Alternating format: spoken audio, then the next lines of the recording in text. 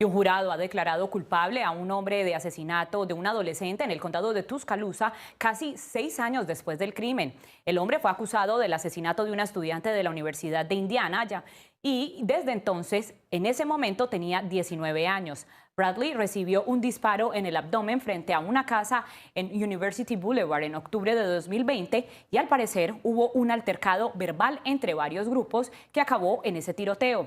La joven falleció posteriormente en el centro médico de DCH. Aún no se ha fijado la fecha de la sentencia del hombre.